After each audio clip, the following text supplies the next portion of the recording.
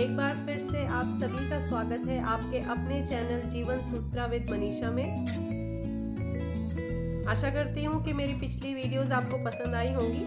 तो अगर मेरी वीडियोस आपको पसंद आई हैं तो इन्हें लाइक एंड शेयर करते रहिए, इससे मुझे एक मोटिवेशन मिलता है। तो आज मैं बात करूँगी कि किस तरह फीमेल्स जो बहुत लंबे टाइम से कोशिश कर रही हैं कंसीव करने के लिए, वो कौन सी ट्रिक है जिससे वो नेचुरली कंसीव कर सकती हैं। सबसे पहले तो एक फंडा आपको क्लियर होना चाहिए कि जो रिप्रोडक्टिव साइकिल है that is governed bye hormones, और ये जो हार्मोन्स हैं ये वेरी करते हैं फीमेल टू फीमेल, जिसकी वजह से जो बॉडी रिदम है एक फीमेल का that is different from the other female. So आपको सबसे पहले आपका बॉडी रिदम जो है उसको पहचानना है और उसके बाद अपने बॉडी रिदम के हिसाब से ही आपको कंसीव करना है। So today we will discuss about how to pin point your ovulation. See, ovulation is the release of egg from female ovary, which is in mid of every monthly cycle. And ये जो egg है ये join करता है with the sperm which is donated by male, and then baby is formed. तो आइए हम देखते हैं कि किस तरह से आप अपना ovulation pinpoint कर सकती हैं. Now, this is the basic structure of a human female reproductive system. We have two ovaries, और जो इन ओवरीज का फंक्शन है इज़ टू रिलीज एग्स, जो कि रिलीज होते हैं at the mid of every monthly cycle, and these eggs are guided to the uterus through the fallopian tubes. So this is the basic structure of the female reproductive system. 28 से जो 32 days की cycle होती हैं that is considered as the regular cycle, where as जो 35 days की cycle होती हैं या उनसे ऊपर होती है they are considered as irregular. But दोनों को मैनेज करना या मॉनिटर करना सेम है और इजी है. लाइक मैं एक एग्जांपल ले रही हूँ कि अगर किसी की जो साइकिल है दैट इज़ 28 डेज़ किसी की साइकिल है, तो अगर उनको फर्स्ट को अगर शी गॉट हर पीरियड, तो जो नेक्स्ट पीरियड उनको आएगा that will be on the 28th. Okay, अब आपको ये देखना है कि इस जो साइकिल है ये डिवाइड होती है दो पार्ट्स में.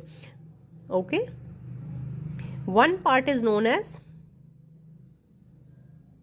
Follicular phase and the other part is known as luteal phase, और इन दोनों के बीच में है ओव्यूलेशन.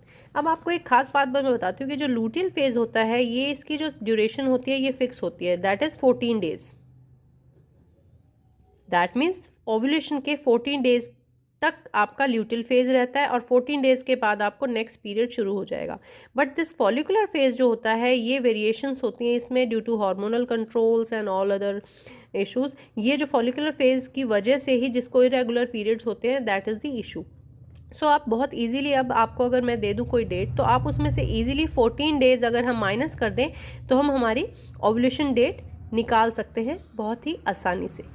एग्जाम्पल कि अगर 1 नवंबर को उनको अगर पीरियड्स आते हैं तो आप इसमें 1 नवंबर लिख दीजिए, just the day you started your periods. Next जब आपको नेक्स्ट साइकिल जब आती है यू राइट डाउन हेयर 28 नवंबर.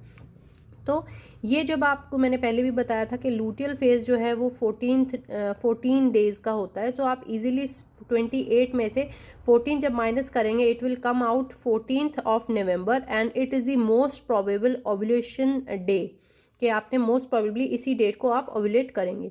अब जब नेक्स्ट साइकिल आपकी आती है 28 को में जब आप ऐड कर देंगे 28 डेज़ की, क्योंकि आपकी साइकिल है इसमें,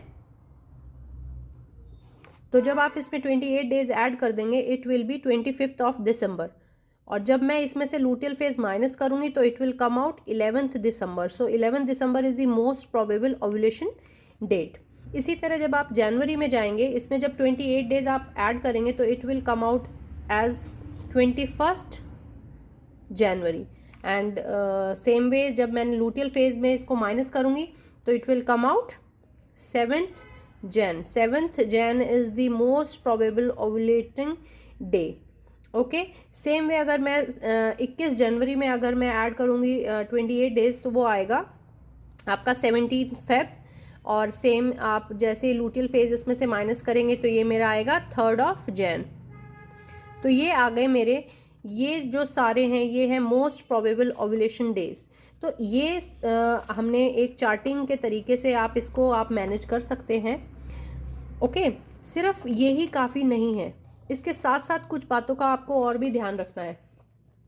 रिसर्च में ये पाया गया है कि 80% जो लेडीज़ जो ओव्यूलेट करती हैं उनको ओव्यूलेशन के दौरान कुछ फिज़िकल सिम्टम्स भी उनमें पाए जाते हैं, पर चूंकि हम इस चीज़ को इतना इम्पोर्टेंस नहीं देते तो वी इग्नोर इट। ओके, जब आप चार्टिंग कर रही हैं तो इस दौरान अगर आप अपनी बॉडी के उन सिम्टम्स पे भी ध्यान देंगे तो आपको अपना ओव्यूलेशन जो है वो पिन पॉइंट करना बहुत ही इजी हो जाएगा। जैसे मैं आपको बताती हूँ कि लगभग जैसे अगर आपने 1 नवंबर को अगर आप ब्लीड कर रही हैं तो 5 नवंबर को आप बिल्कुल ठीक हो जाएंगे। तो आप क्या होगा, 5 नवंबर से जैसे जैसे आप साइकिल में मूव कर रही हैं, you just observe your cervical mucus.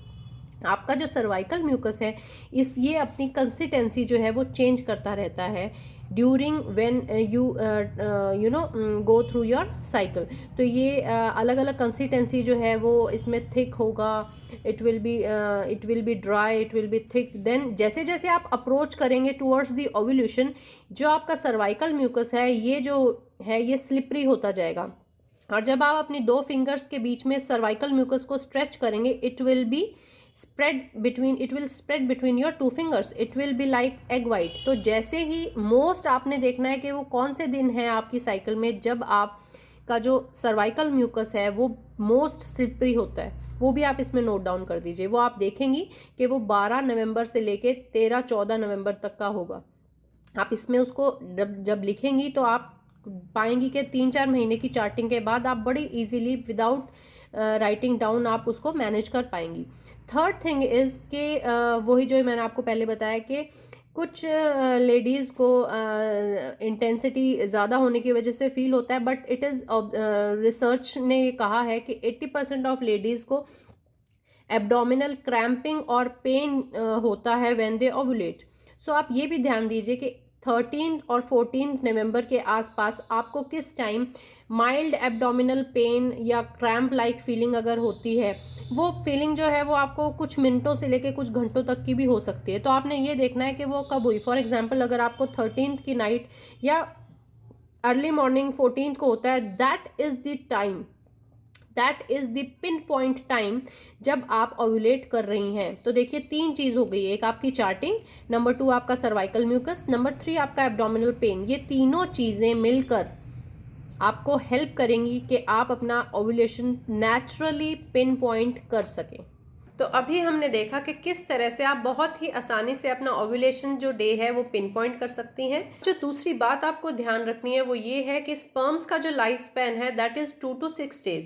So in order to conceive you have to perform baby dance just 2 to 4 days before ovulation and then repeat it every second day।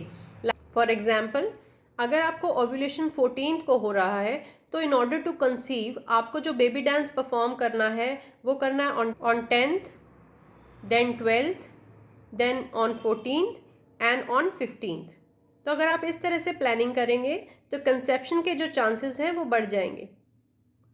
आशा करती हूँ कि मेरी video आपको पसंद आई है। तो अगर मेरी वीडियो आपको पसंद आई है तो इसे लाइक एंड शेयर ज़रूर कीजिए, साथ ही साथ मेरे चैनल को भी सब्सक्राइब ज़रूर कीजिए। Thank you so much. मिलते हैं मेरी अगली वीडियो में जिसमें हम बात करेंगे किसी और तरीके की जो आपकी हेल्प कर सकता है टू कंसीव नेचुरली।